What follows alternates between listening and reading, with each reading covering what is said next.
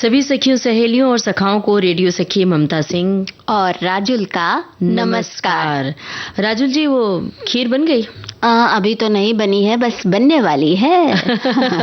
लेकिन यहाँ नहीं, घर पे जाके बनेगी ना। यहाँ तो बस याद दिलाना है सखियों और सखाओं को कि आज शरद पूर्णिमा है और आज खीर बनानी है और चांद तले रखनी है और लोगों को खिलानी भी है, जैसे कि आप मुझे खिलाने वाली है ना। बिल्कुल बिल्कुल, पक्की बात है कि खीर खानी भी है और खिलानी भी है। वैसे ममता जी, एक बात ये है कि याद तो आप दिला रही हैं, लेकिन सब जगह खीर का कुछ एक अलग स्वाद होता है। तो हमारी जो सखियां हैं वो कैसे खीर बना रही हैं, आज व्यंजन के बारे में भी तो हम बात करेंगे। हाँ, तो वो बताएंगे ना कि खीर में क्या डालती हैं, मतलब दूध वाली खीर तरह की खीर, जैसे हम लोग चावल वाली खीर बनाते हैं। और चावल वो भी कई तरीके से बनाई जाती है। कुछ लोग चावल को भिगोकर उसे भूनकर बनाते हैं, कुछ लोग सीधे बना देते हैं, दूध में पका लेते हैं और उसमें बहुत सारे ड्राई फ्रूट्स डाले जाते हैं। कुछ लोगों को ड्राई फ्रूट्स नहीं पसंद होता, लेकिन हम व्यंजन की बातें नहीं कर रहे हैं। हम तो आज के व्यंजन की बात कर लीजिए हम कि हम जो आज सखी सहेली में व्यंजन सजा के लाए हैं शरद पूर्णिमा के मौके पर।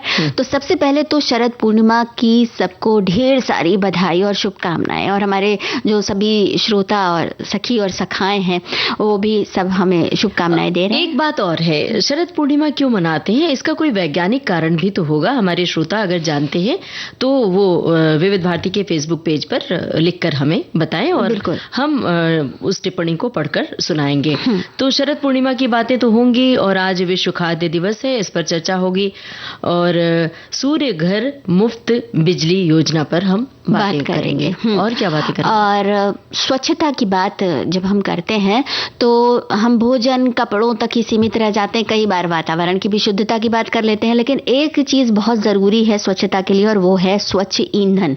तो आज हम स्वच्छ ईंधन के बारे में बात करेंगे, जिससे कि वातावरण भी स्वच्छ रहता है, मन भी स्वस्थ रहता है, तन भी स्वस्थ रहता है। मतलब मन जो है बहुत अच्छा रहता है जब हम गाना सुनते हैं। बिल्कुल, तो इस समय हम सुनते हैं गाना। हाँ।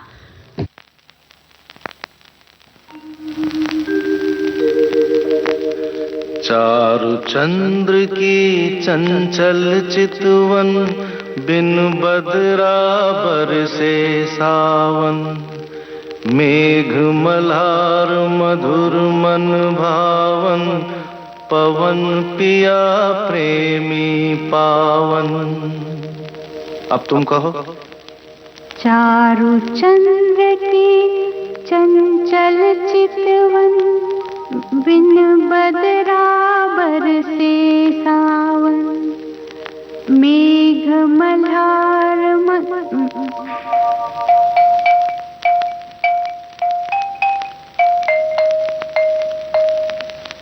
फिर से सुनो।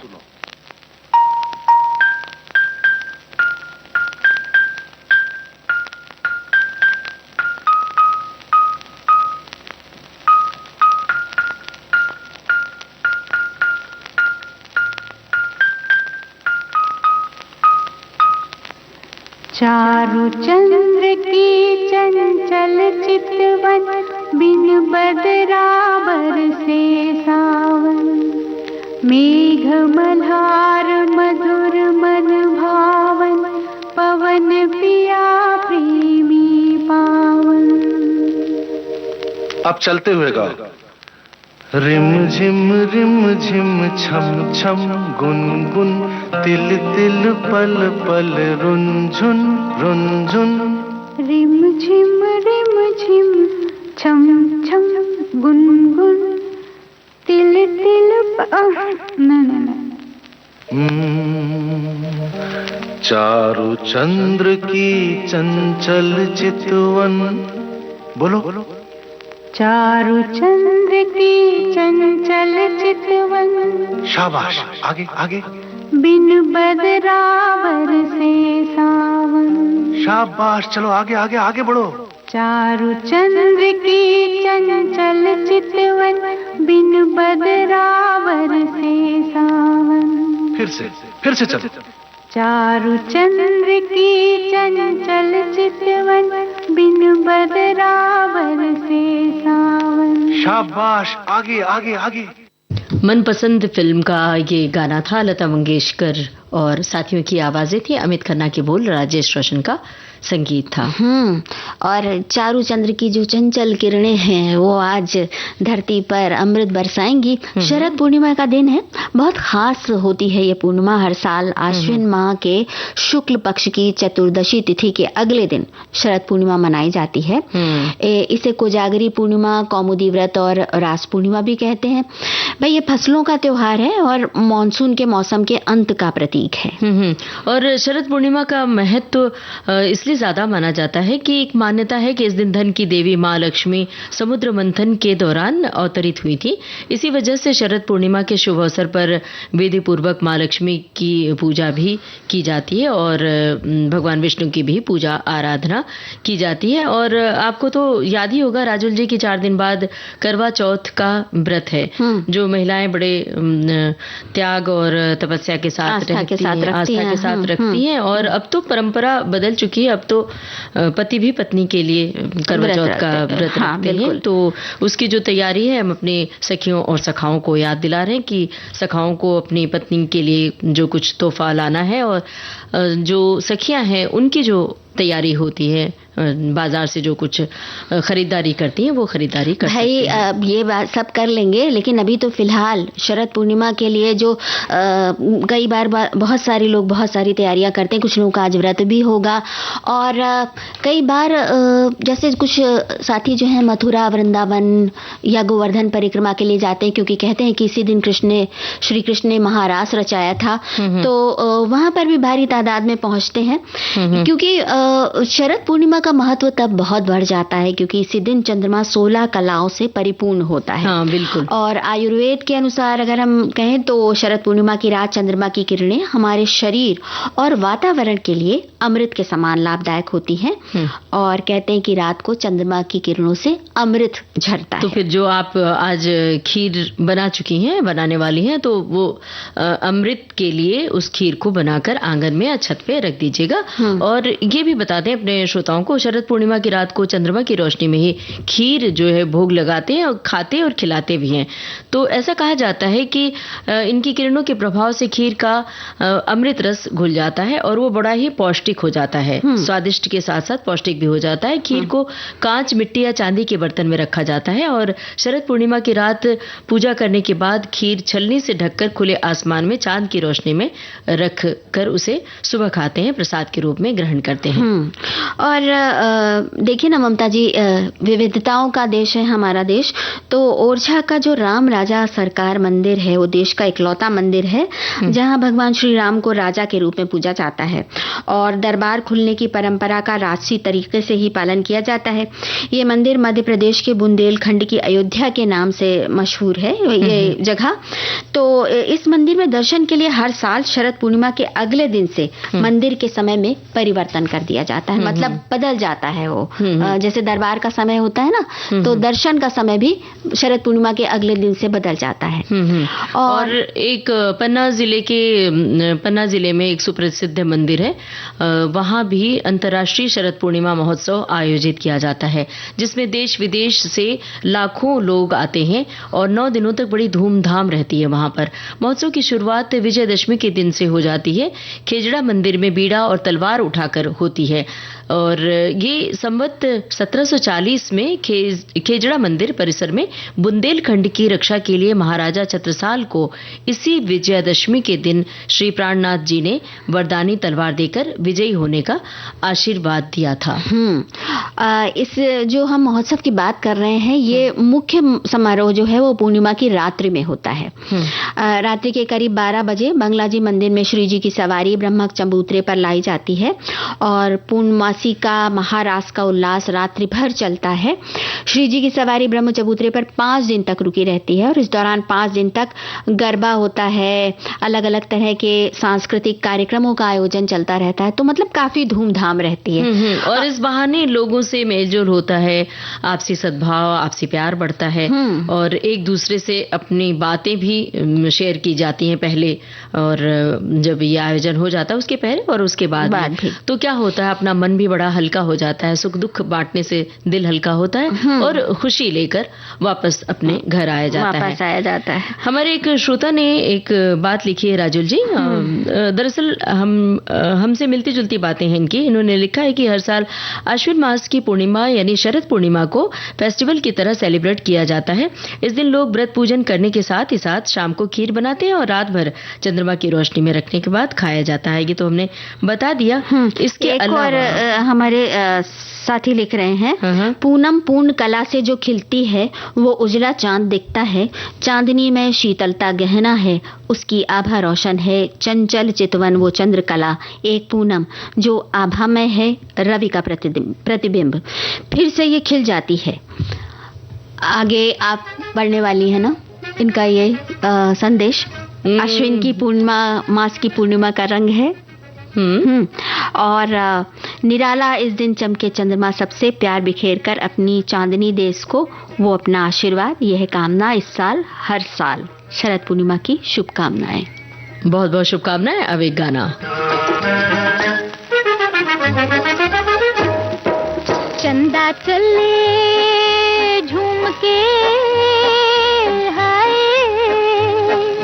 चंदा चले झूम के, बादरवा को झूम के, देखा ना जाए मुझमें शर्माऊं रे। चंदा चले झूम के, बादरवा को झूम के।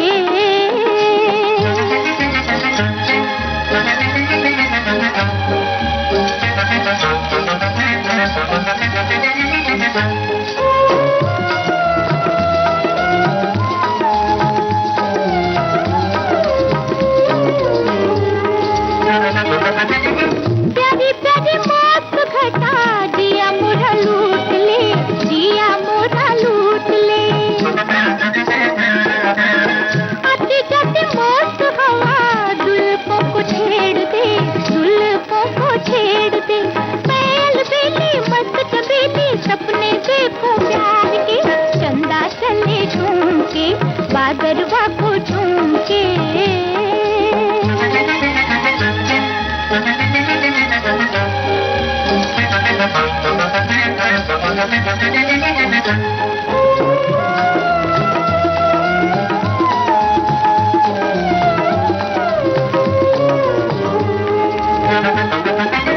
हरे हरे खेत झूमे, छाई है जवानियाँ, छाई है जवानियाँ। भूरी भूरी रेतियों पे लिखती है कहानियाँ, लिखती है कहानियाँ। मैं तो डोलूं हिरनी बनकर जालिम तेरे वास्ते, मैं तो डोलूं हिरनी बनकर जालिम तेरे वास्ते। चंदा चले झूम के, बादरवा को झूम के।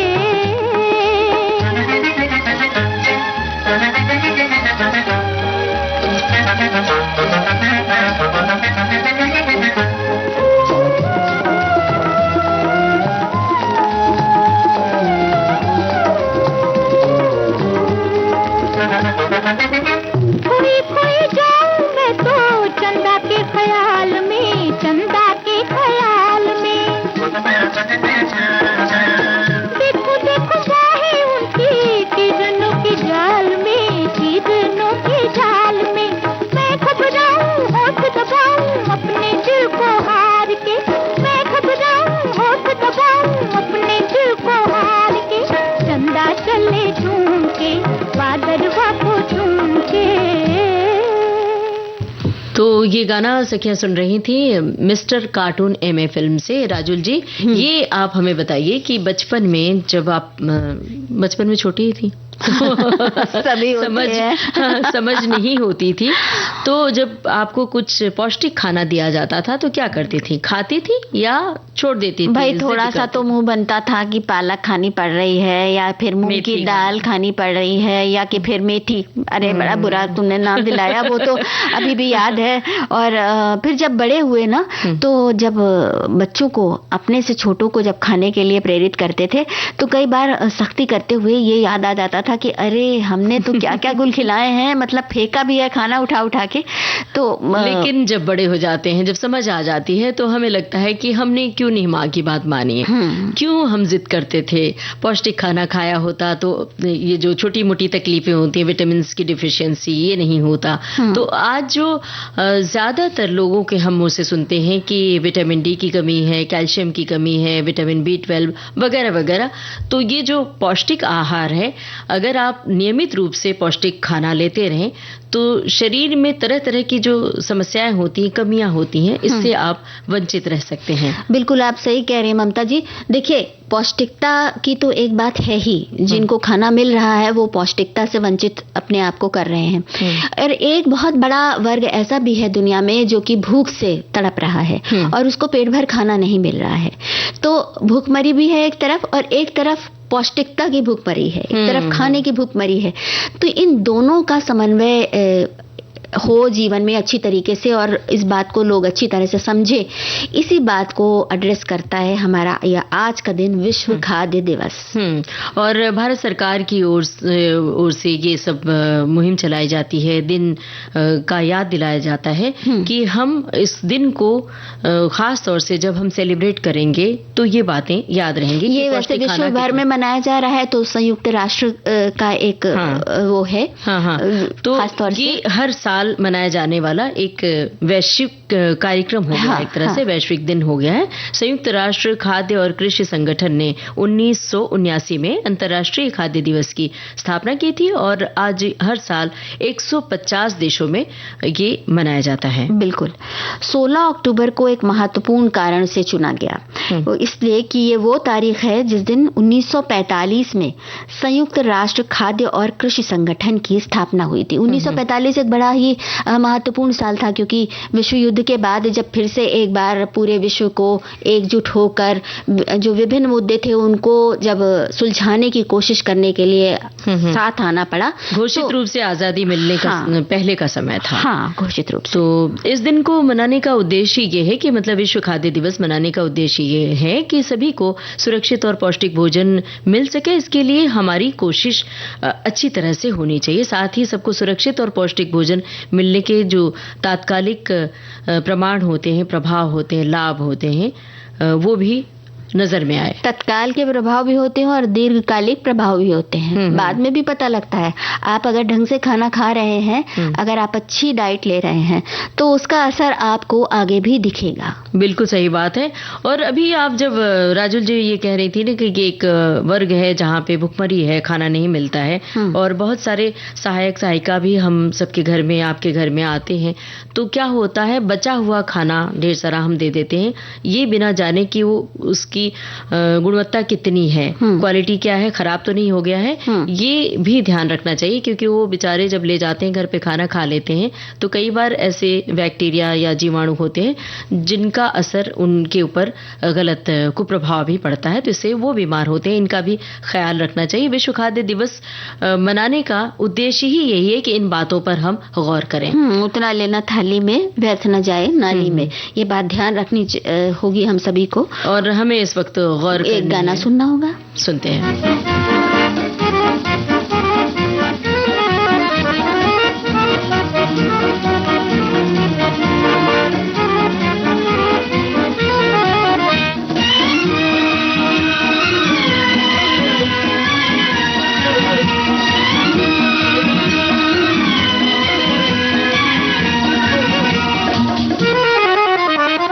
ये समा है मेरा दिल जवां, प्यार भरा है देखो ये जहां। मैं घटा हूँ तू है आसमां, झूम झूम के आई बहार। ये समा है मेरा दिल जवां, प्यार भरा है देखो ये जहां। मैं घटा हूँ तू है आसमां, झूम झूम के आई बहार। ये समा है मेरा दिल जवां।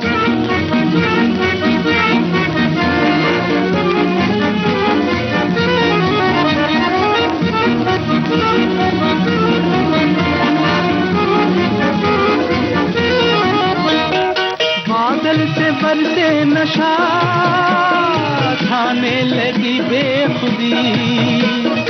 जाने हमें किस जगह लेके चली जिंदगी।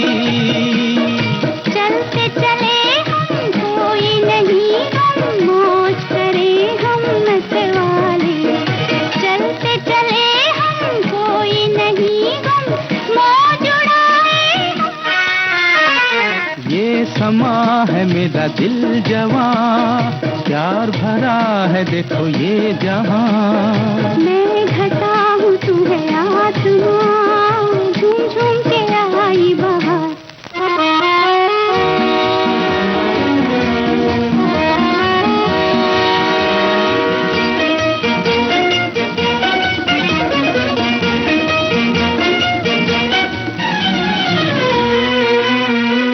पानी पे किरने नहीं, रूप की ये आग है। लहरों के संगीत में राहत का एक राग है। मैं भी यहाँ हूँ, तुम भी यहाँ हो, झूम के अब तो लहरा ले। मैं भी यहाँ हूँ, तुम भी यहाँ हो, झूमते जाए। ये समा है मेरा दिल जवां, प्यार भरा है देखो ये जहां। मैं घटा हूँ तू है आसमां, झूम झूम के आई बहार। ममता जी, गाना बता तो दीजिए कि किस फिल्म का है और किसने गाया। बताना जरूरी है। लता मंगेशकर और मन्ना डे की आवाज तो पहचान ली। अरे भाई, हम बता रहे हैं ना, हसरत जयपुरी के बोल और सम्राट चंद्रगुप्त फिल्म का गाना था। और हम विश्व खाद्य दिवस की बात कर रहे थे, तो हर साल जो ऐसे महत्वपूर्ण आयोजन होते हैं उनकी एक थीम रहती है, एक विषय रहता है। तो इस बार का विषय है बेहतर जीवन और बेहतर भविष्य के लिए खाद्य पदार्थों का अधिकार। मतलब ये अधिकार है मनुष्य का, चाहे वो जहां भी रहता हो, किसी भी देश का वासी हो, लेकिन उसको बेहतर जीवन और बेहतर भविष्य बनाने के लिए खाने पर उसका उतना ही अधिकार है जितना किसी और का। बिल्कुल। विश्व खाद्य दिवस को अन्य वैश्विक संगठनों जैसे अंतर्राष्ट्रीय कृषि विकास कोष और विश्व खाद्य कार्यक्रम द्वारा भी मनाया जाता है। ये वैश्विक संगठन है जो कि खाद्य सुरक्षा से संबंधित होता है। दुनिया भर में करीब 45 मिलियन लोग ऐसे हैं जिनमें से लगभग आधे बच्चे हैं जो भूखमरी के खतरे में हैं। भूखे परिवार जीवित रहने के लिए ऐसे काम करते हैं जो कि उनके मन में मतलब जो नहीं करना चाहते, वो हताश हो जाते हैं। और इस वजह से अक्सर ऐसा होता है कि बच्चों पर सबसे ज्यादा असर पड़ता है। बच्चे बाल विवाह, बाल श्रम, बाल सैनिक भर्ती के शिकार बनते हैं, शिक्षा से वंचित रह जाते हैं। तो ऐसे में जब आपके इर्द गिर्द आप देखती हैं कि बाल श्रमिक काम कर रहे हैं, या हमने कई बार घरों में देखा कि बहुत कम उम्र की बच्चियों से काम कराया जाता है घर के, मतलब बर्तन, झाड़ू पोछा जैसे, तो वहाँ भी हमारा दायित्व बनता है कि हम ये ना करने दें। खुद तो नहीं करवाना है बल्कि दूसरों से भी ना करवाएं। और इन शोषणकारी अनुभवों से लड़कियां गुजरती हैं, लड़कों पर बहुत सारे विनाशकारी प्रभाव भी पड़ते हैं। तो विश्व खाद्य दिवस पर हम अपने तई निजी तौर पर भी योगदान दे सकते हैं। स्वस्थ और पौष्टिक भोजन करना ही चाहिए हमें। और आजकल जो जमाना है, नई पीढ़ी है, नए बच्चे, वो जंक फूड के शौकीन होते हैं।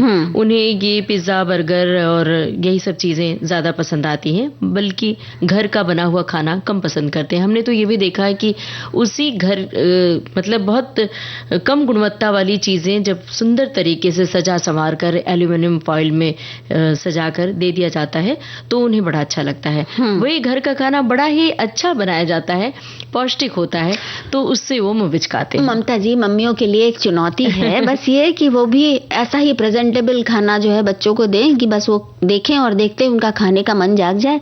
वैसे हमारे जो साथी हैं वो विश्व खाद्य दिवस के मौके पर कह रहे हैं कि रोटी, कपड़ा और मकान जीवन का बेहद अहम हिस्सा है।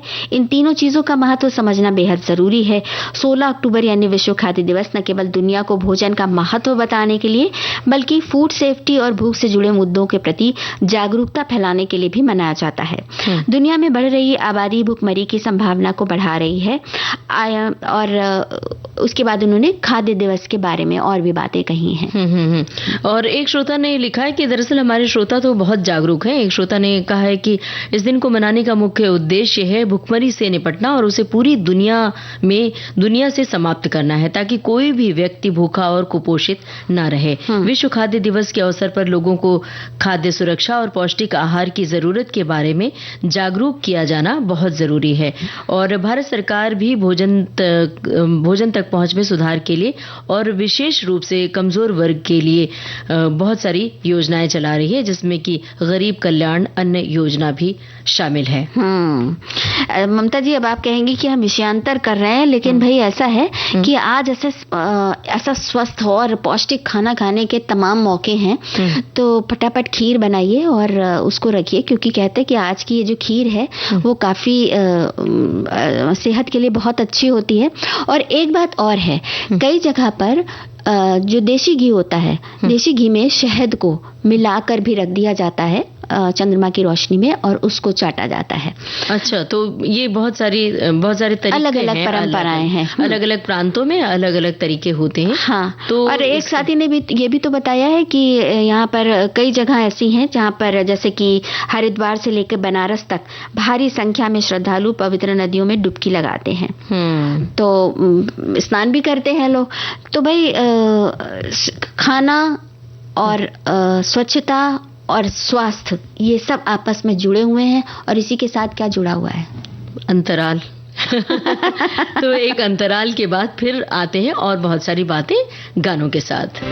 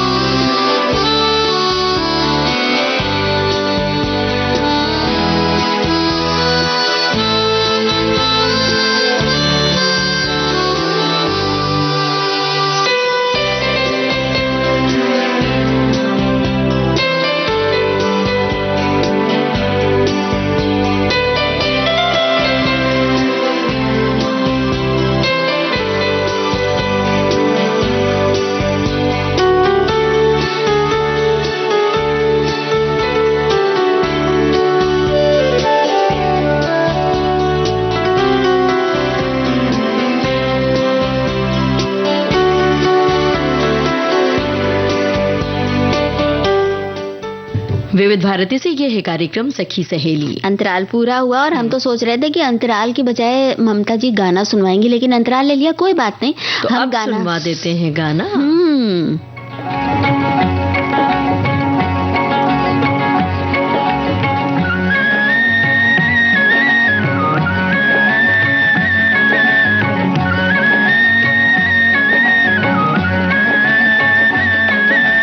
चंदा मामा दूर के हुए पकाए भूर के, चंदा मामा दूर के हुए पकाए भूर के, आप खाए थाली में मुन्ने को दे प्याली में, आप खाए थाली में मुन्ने को दे प्याली में, चंदा मामा दूर के हुए पकाए भूर के।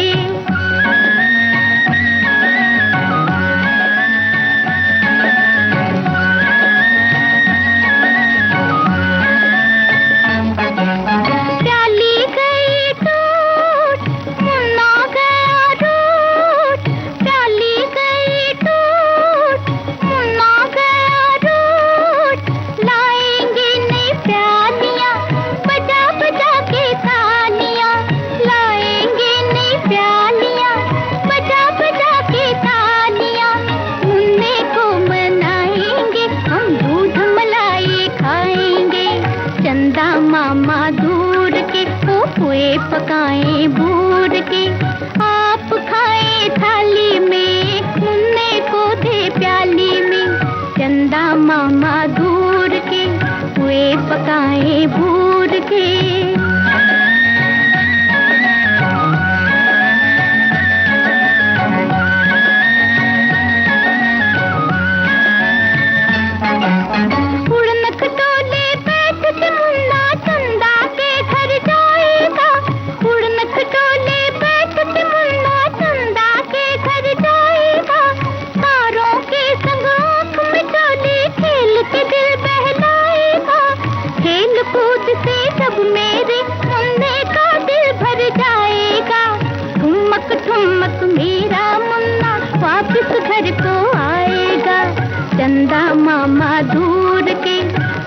पकाए भूर के, ओ चंदा मामा दूर के, पुए पकाए भूर के।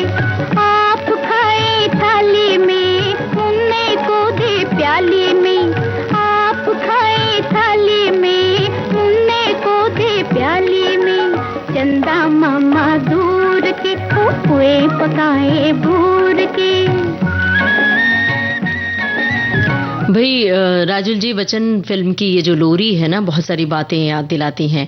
एक तो बचपन की याद आ जाती है जब माँ ये लोरी सुनाती थी, खास तौर से रात को सुलाते समय, और जब हम अपने बच्चों को लोरी सुनाते थे, जब बच्चा छोटा होता है तो हम इसके साथ बच्चे को सुलाते हैं और उसे भी याद करवाते हैं। तो हमारी सखियों और सखाओं को भी बहुत सारी बातें याद आई होंगी, तो वो बता सकते हैं अपनी बातें कि उन्होंने क्या ये जो लोरी है कभी गाया था, कभी गुनगुनाया था अपने बच्चों के लिए। और जब हम शरद पूर्णिमा की बात कर रहे थे, तो जब चांद की बातें हो रही थी, थाली में बिल्कुल बूढ़ के पकौड़े, दृश्य वैसे ही हुए हम लोगों ने परोस दिए। हाँ, तो भाई ठीक है। क्या ठीक है?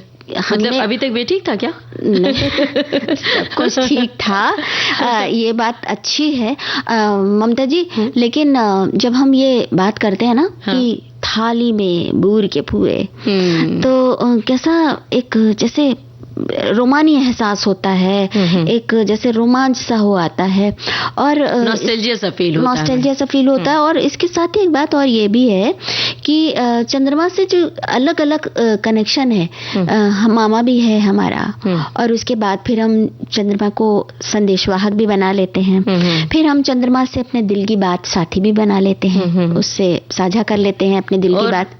राजुल जी, आपको वो गाना याद है, मामा जी की रॉकेट पर हम चांद की सैर को जाएंगे? आप सोचिए कि कब किस जमाने में लिखा गया गाना था और आज रॉकेट का जमाना है, उससे भी ऊपर आगे बढ़ चुके हैं हम। तो गीतकार की कलम कैसे चलती है कि अपने जमाने में जब वो गीत लिख रहे होते हैं तो कितने प्रासंगिक होते हैं, आगे के जमाने में आज के युग में भी कितना प्रासंगिक है। और अब इस समय हम ये सुन लेते हैं ये संदेश, उसके बाद फिर हम कुछ बातें और गाने लेकर आते हैं। मन की बात है जन जन की, सभी की कुछ अपनी सी, संघर्षों के कुछ किस्से, कहानी कुछ सफलताओं की, अनकही विरासत की, उम्मीदें नए भारत की।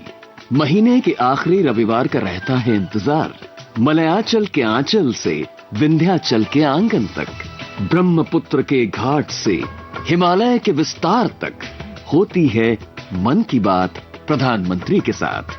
तो सुनिए इस महीने 27 अक्टूबर सुबह 11 बजे मन की बात आकाशवाणी और दूरदर्शन के सभी चैनलों पर। माननीय प्रधानमंत्री के प्रसारण के तुरंत बाद मन की बात का प्रादेशिक भाषाओं में अनुवाद आप सुन सकते हैं आकाशवाणी और दूरदर्शन के संबद्ध प्रादेशिक चैनलों पर। मन की बात के प्रादेशिक भाषाओं में अनुवाद का पुनः प्रसारण आप सुन सकते हैं रात 8 बजे आकाशवाणी और दूरदर्शन के सभी प्रादेशिक चैनलों पर। तो याद रखिए, रविवार 27 अक्टूबर सुबह 11 बजे मन की बात।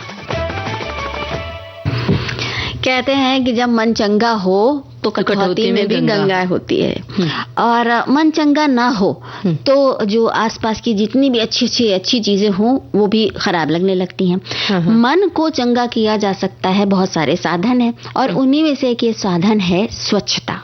जब हम साफ सफाई कर लेते हैं, तुमने देखा होगा ना ममता जी आपने कि जब घर बहुत फैला हुआ हो और आप करीने से सब सामान रख दें तो अपने आप अच्छा लगने लगता है। बिल्कुल, उसे झाड़ बुहार के हम साफ कर दें, सारी झंझट खत्म हो जाती है। लेकिन एक बात बताइए राजुल जी, वो जब ये बात आप कर रही थी तो हमें गांव की बात याद आ गई। गांव में देखा है कि गांव में जो बड़े बड़े घर होते थे, मिट्टी के घर खास तौर से, उनकी साफ सफाई कितनी मुश्किल होती थी। पूरे आंगन में, बरांडे में, घर में झाड़ू लगाने में बहुत वक्त लग जाता था, लेकिन जब उन्हें लीप दिया जाता था तो वो कितने सुंदर लगने लगते थे। बिल्कुल, और मौसम के अनुकूल भी होते थे। तो भाई बस खराब तब लगता था जब लकड़ी जलाई जाती थी या कुछ इस तरह की जिससे धुआं होता था। और घर में जो काकी चाची या भाभी होती थी तो वो सब बैठ के तेज धुआं करके रसोई में खाना पकाती थी। रसोई भी बहुत बड़ी बड़ी होती थी, रसोई देखने में तो बहुत अच्छी लगती थी। वो जो चूल्हे पर खाना पकता था, खास तौर से गरम गरम रोटी, और जो बटलुई में, पीतल के बटलुई में दाल पकती थी, उसका भी स्वाद बड़ा ही अनोखा होता था। लेकिन कभी हमने इस बात पर गौर नहीं किया कि जो वो महिलाएं होती थी, खाना पकाती थी, उनकी आंखों पर कितना बुरा असर पड़ रहा, न सिर्फ आंखों पर बल्कि ये सांस के रास्ते भी अंदर जाता है तो पूरी सेहत पर। और वो जो धुआं होता था उनके स्वास्थ्य के लिए बहुत ज्यादा हानिकारक होता है। तो स्वच्छ ऊर्जा जो है ना ममता जी, शारीरिक और मानसिक स्वास्थ्य और सुरक्षा के लिए बेहद जरूरी है। और भोजन पकाते समय हम और सब बातों का ध्यान तो रख लेते हैं कि भाई दाल चावल अगर बना रहे हैं तो धो लिया है अच्छी तरीके से, सब्जियां अच्छी तरह से सुधार के और अच्छी तरह से धो कर ही पकाते हैं। लेकिन एक और बात है, स्वच्छ ईंधन का इस्तेमाल करना भी बहुत जरूरी है और इसकी जानकारी पाना भी बहुत जरूरी है। बिल्कुल। दुनिया भर में बहुत सारे लोग हैं जो प्रदूषणकारी ईंधन से खाना बनाते हैं, जिसमें ठोस ईंधन और बायोमास जैसे लकड़ी का कोयला या फसलों के अवशेष और कोयला, ये सब चीजें शामिल हैं। तो ये ईंधन धुआं और कालिख छोड़ते हैं, जिसका स्वास्थ्य पर बहुत बुरा असर पड़ता है। और पारंपरिक खाना पकाने की जो पद्धतियां होती हैं, तरीका होता है, ग्रीन हाउस गैस उत्सर्जन पैदा करती हैं। ये उत्सर्जन दो स्रोतों से उत्पन्न होते हैं। सबसे पहले ईंधन की असंतुलित कटाई वनों के क्षरण को बढ़ावा देती है और पुनर्नवीनीकरण को रोकती है। दूसरा, खाना पकाने की प्रक्रिया के दौरान ईंधन जलाने से कार्बन डाइऑक्साइड, मीथेन और दूसरे प्रदूषक गैस निकालते हैं। तो इसकी बजाय हमें स्वच्छ ईंधन का इस्तेमाल करना चाहिए, क्योंकि देखो ईंधन को जुटाने के लिए अक्सर महिलाएं और लड़कियां ही जिम्मेदारी लेती हैं और इस ईंधन इकट्ठा करने में उनका घंटों निकल जाता है और इसकी वजह से उनके ऊपर बहुत बुरा असर पड़ता है। मतलब कितना समय निकलता है, कितनी ऊर्जा खर्च होती है। उस समय और ऊर्जा को बहुत सारे कामों में लगा सकती हैं, जैसे कि वो पढ़ सकती हैं, कोई और काम कर सकती हैं या कुछ महिला सशक्तिकरण से जुड़ सकती हैं। और तमाम महिलाओं को एकत्रित करके उन्हें शिक्षा के लिए प्रेरित कर सकती हैं। अगर वो शिक्षित हैं तो प्रेरित कर सकती हैं और उनके अधिकारों, कर्तव्यों के बारे में उन्हें जागरूक करा सकती हैं, उनको जानकारी दे सकती हैं, एक तरह के क्लासेस चला सकती हैं। बिल्कुल। और इसके साथ ही साथ जो एनीमिया जैसी शिकायतें हो जाती हैं, क्योंकि पहले घंटों ईंधन बटोरना, उसके बाद फिर उन ईंधन को जलाते हुए खाना बनाना, तो वहां तक आते आते फिर भोजन करने की जो व्यवस्था रहती है उसमें महिलाओं के लिए अपने लिए गुंजाइश निकालना बड़ा मुश्किल हो जाता है। तो खाना बहुत हल्का फुल्का खा के या बचा खुचा खा के ऐसे वो रह जाती हैं, जिसकी वजह से एनीमिया जैसी शिकायतें होती हैं और जैसे थकापन सा रहता है, वो थकान भी कम हो जाती है। जबकि महिलाएं ही घर की रीढ़ होती हैं, नींव होती हैं और उन्हीं से बेसिक रूप से परिवार उन्हीं के बदौलत चलता है, अच्छे तरीके से सुचारू रूप से वही चलाती हैं, लेकिन उन्हीं पर ज्यादा ध्यान नहीं दिया जाता है। हालांकि अब तो दौर बदल रहा है, पुरुष महिला दोनों भागीदार होते हैं रसोई घर में। जब ये थोड़ा सा प्रयास किया जाए तो स्वच्छ ईंधन प्राप्त किया जा सकता है। उसके लिए थोड़ी जानकारी चाहिए और अवेयरनेस, सजगता चाहिए। गौकाष्ठ का उपयोग किया जा सकता है। आपस में मिलकर गोबर गैस संयंत्र लगाया जा सकता है। जो गाय और बैल के, भैंस के गोबर होते हैं उसे इकट्ठा किया जाता है और उसके जरिए गोबर गैस संयंत्र लगाया जा सकता है, जिससे सभी को स्वच्छ ईंधन मिल सकता है, जिससे कि आसपास का वातावरण भी स्वच्छ रहेगा, पूरा परिसर स्वच्छ रहेगा। तो ऐसे गोबर जगह जगह इकट्ठा होकर तमाम तरह की असुविधाएं, तमाम तरह की बीमारियां भी पैदा कर सकता है। उसका इस्तेमाल भी हो जाएगा, एक पंथ दो काज हो जाएंगे कि आपको स्वच्छता के लिए भी बढ़ावा मिलेगा, वातावरण स्वच्छ रहेगा, आसपास स्वच्छ रहेगा और साथ ही साथ स्वच्छ ईंधन भी मिलेगा जो बायोगैस बनेगी। और अब हम राजुल जी तकनीक की दृष्टि से काफी आगे बढ़ चुके हैं। तो एक योजना भी है, भारत सरकार की ओर से एक योजना चलाई जाती है, उज्ज्वला योजना।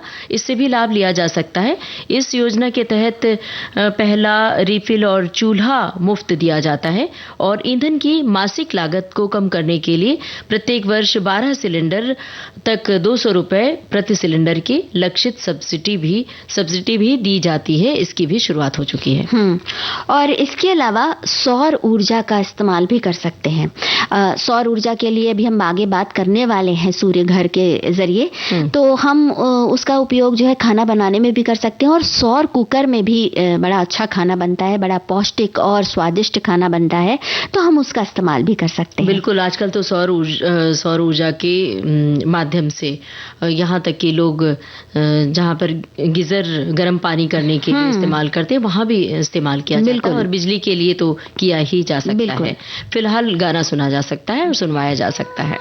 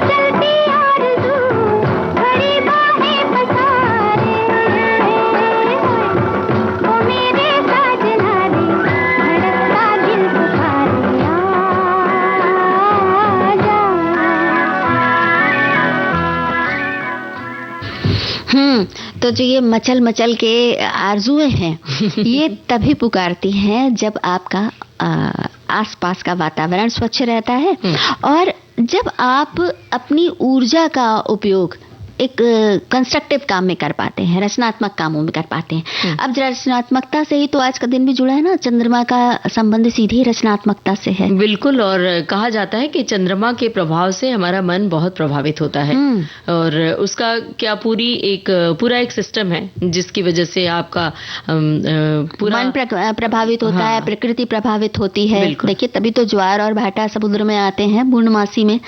तो भाई ये बात हो रही है।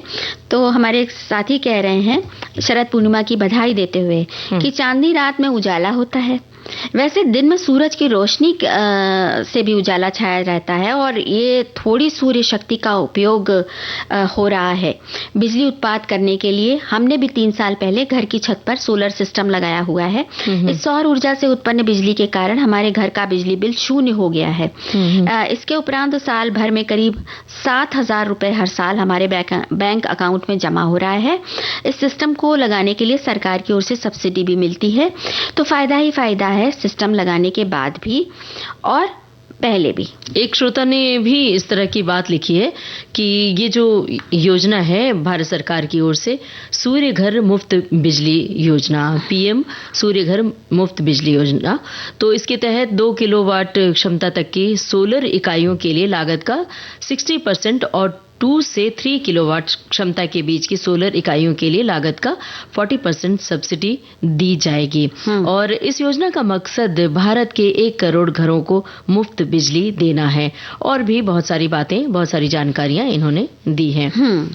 तो भाई ये तो इन्होंने बता ही दिया, और उद्देश्य यही है कि हरित भविष्य को बढ़ावा मिले और भारत देश ऊर्जा आत्मनिर्भरता की ओर आगे बढ़े। तो जैसे कि सभी देश आगे बढ़ रहे हैं, तो हमारा देश भला कैसे पीछे रहे। बिल्कुल।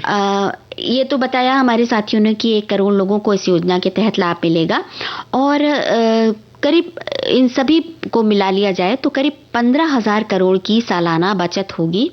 और ये जो सरप्लस पावर है वो अपने क्षेत्र की बिजली वितरण कंपनियों को बेचकर आय अर्जित कर सकेंगे।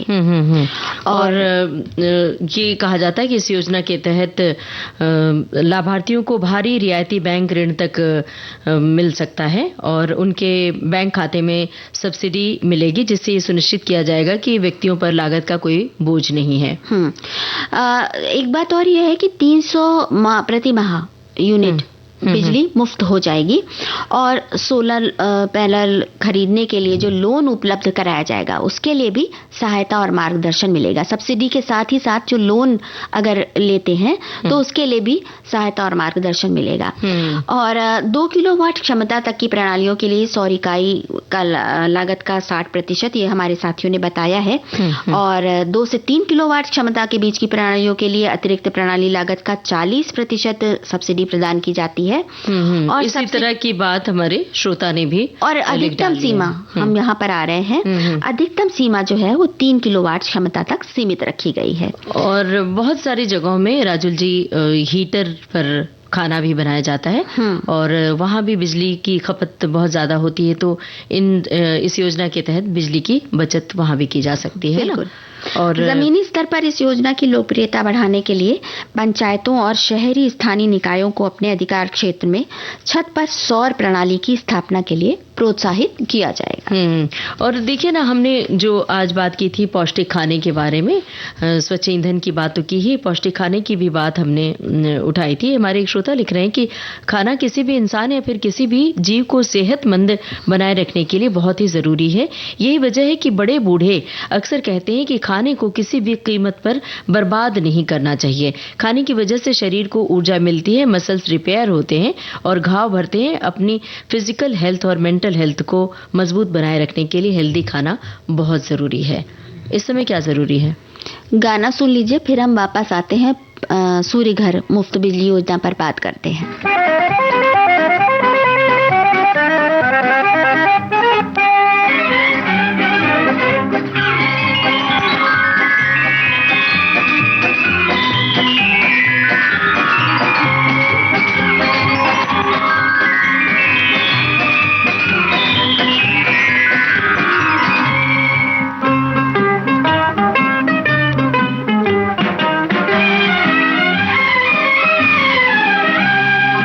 सूरज जरा आ पास आ, आज सपनों की रोटी पकाएंगे हम। है आसमां तू बड़ा मेहरबां, आज तुझको भी दावत खिलाएंगे हम। सूरज जरा आ पास आ, आज सपनों की रोटी पकाएंगे हम। है आसमां तू बड़ा मेहरबां, आज तुझको भी दावत खिलाएंगे हम। सूरज जरा आ पास आ।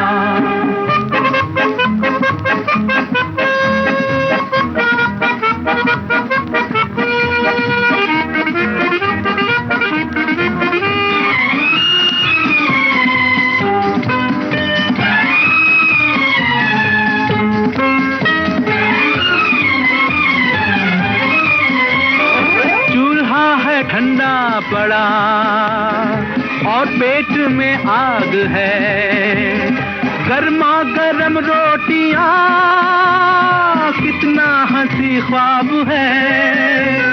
चूल्हा है ठंडा पड़ा और पेट में आग है, गर्मा गर्म रोटियां कितना हंसी ख्वाब है।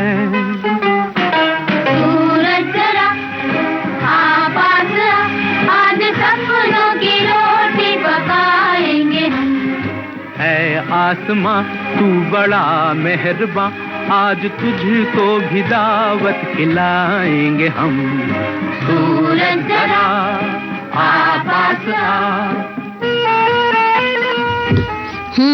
तो हम बात कर रहे थे सूर्य घर के बारे में। बिल्कुल। तो सूर्य घर के लिए जो ग्राहकों और शहरी स्थानीय निकायों और वित्तीय संस्थानों सहित प्रत्येक जो उसके लाभार्थी होंगे, वो एक राष्ट्रीय ऑनलाइन पोर्टल के साथ एकीकृत किया जाएगा जो आवेदन और निष्पादन प्रक्रिया को स्ट्रीम करेंगे। और योजना से लाभ तो बहुत सारे हैं ममता जी। देखिए ना, हर घर रोशन होगा, बिजली बिलों में बचत होगी और पर्यावरण भी स्वच्छ रहेगा, कार्बन उत्सर्जन में बहुत ज्यादा कटौती होने की उम्मीद है। साथ ही ये योजना रोजगार के नए अवसर भी पैदा करने में मदद करेगी। लेकिन एक चीज बताना बहुत जरूरी है कि ये जो योजना है सूर्य घर मुफ्त बिजली योजना, इसके लिए आवेदक जो आवेदन करेंगे उनकी जो पात्रता है भारतीय नागरिक होना जरूरी है और आपके पास एक ऐसा घर होना चाहिए जिसकी छत सौर पैनल लगाने के लिए उपयुक्त हो और घर में वैध बिजली कनेक्शन होना भी जरूरी है। परिवार को सौर पैनलों के लिए किसी अन्य सब्सिडी का लाभ नहीं उठाना चाहिए। हाँ, तो इसके लिए जो भी लगवाना चाहते हैं वो राष्ट्रीय पोर्टल पर पंजीकरण कर सकते हैं और राज्य और बिजली वितरण कंपनी का चयन करके किया जाता है। और राष्ट्रीय पोर्टल परिवारों को उचित सिस्टम, आकार, लाभ, कैलकुलेटर, विक्रेता रेटिंग जैसी प्रासंगिक जानकारी भी देगा जिससे उनको मदद मिले। और हाँ, और कुछ कह रही थी आप? और विक्रेता और रूफटॉप सोलर यूनिट का ब्रांड भी चुन सकते हैं जिसे वो स्थापित करना चाहते हैं। और अब प्रोग्राम के आखिर में जो व्यंजन की बात हम करते हैं, तो हमारी एक सखी हैं, इन्होंने कुछ बनाने की विधि लिख भेजी है। देखते हैं क्या लिखा है। इन्होंने बेक्ड मसाला बाटी बनाने की विधि बताई है, तो पढ़कर सुनाते हैं। 1 कप गेहूं का आटा लीजिए, आधा कप सूजी लीजिए, 1 कलछी पिघला घी, थोड़ा सा नमक स्वाद के अनुसार और 1 चुटकी अजवाइन डालकर सब मिलाकर इसे गूंथ लीजिए। पैन में तेल गरम करके जीरा हींग मिला लें। इसमें 1 कटोरी हरी मटर, हींग, थोड़ी सी अदरक, हरी मिर्च का पेस्ट डालकर मटर को भून लें। स्वाद के अनुसार नमक डालें। इस स्टफिंग को बाटी में भर दें। कढ़ाई में पानी उबालें, उसमें स्टफिंग की हुई बाटी को उबालें। तेज आंच पर करीब 15 मिनट तक बाटी को ठंडा होने दें, फिर प्री हीटेड ओवन में सुनहरा होने तक पकाएं। अगर अवन नहीं है तो गैस पर अवन चढ़ाकर 20 मिनट तक पकाएं। गरम गरम बाटी में घी डालकर चटनी या दाल के साथ परोसें। बेक्ड मसाला बाटी तैयार है। हाँ, और इसके साथ वो भी भरता भी बना लें, आलू का भरता। तो उसके लिए आप अगर अवन का इस्तेमाल कर रहे हैं तो उसी पर आलू भून लें और उसके बाद उसको उसमें थोड़ा सा जो राई का तेल होता है सरसों का, वो डालना ना भूलें, वो भी डाल लें। नमक डालें, मिर्च डालें, तमाम चीजें डाल सकते हैं। वैसे ममता जी, ये अगर अवन नहीं हो पास में तो ये जो बेक्ड मसाला बाटी है ये आप कुकर में भी बना सकते हैं। कुकर में चारों तरफ घी लगा के और थोड़ा सा जब बाटी आप उसमें रख दे सारी, तो उस पे थोड़ा सा पानी का छिड़काव कर दे और सीटी लगा के बंद कर दें। आराम से फिर सीटी निकाल लें। तो धीमी आंच पे वो पक जाएगा तो और एकदम लाल लाल पकेगा। बाटी चोखा का कॉम्बिनेशन तो बड़ा ही अच्छा है, लेकिन आज खीर बनाने का दिन है, वो भूले नहीं और हम नहीं भूलते हैं गाना सुनवाना।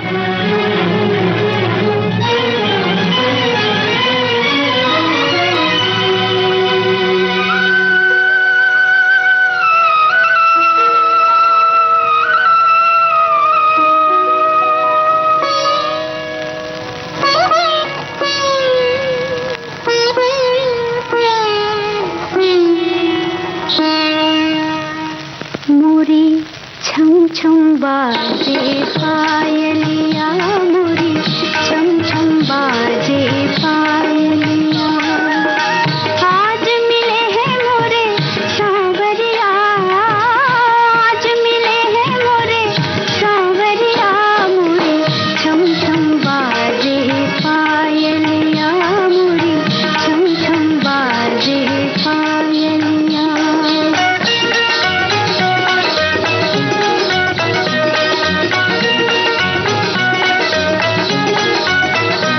बड़ी मुद्दत में दिल के सहारे मिले आज डूबे हुओं को किनारे मिले बड़ी मुद्दत में दिल के सहारे मिले आज डूबे हुओं को किनारे मिले कभी मुस्काए मन कभी शर्माए मन कभी नैन की छलके गागरिया मोरी छम छम बाजे पायलिया मोरी छम छम बाजे पायलिया आज मिले हैं मोरे सांवरिया मोरे छम छम बाजे पायलिया मोरी छम छम बाजे पायलिया घूंघट फिल्म का गाना लता मंगेशकर की आवाज में। और चलते चलते चावल की खीर भी बना दे। बादाम युक्त चावल की खीर हमारे एक साथी ने भेजी है। 1 लीटर दूध, बासमती चावल चौथाई कप, बादाम चौथाई कप भीगे और बारीक कटे हुए, चीनी आधा कप स्वादानुसार, केसर 6 या 10 धागे, इलायची पाउडर आधा चम्मच, घी 1 चम्मच, काजू 8-10 कटे हुए, किशमिश और पिस्ता सजाने के लिए। दूध को उबाल लें और इसे मध्यम आंच पर उबालें।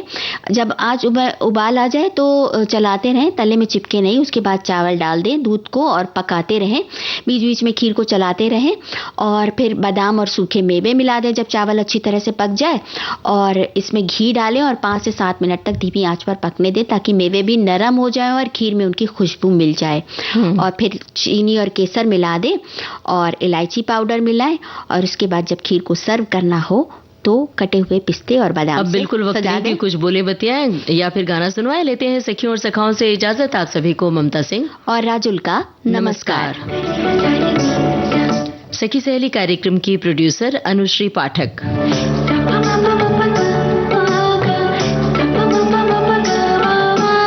सखी सहेली।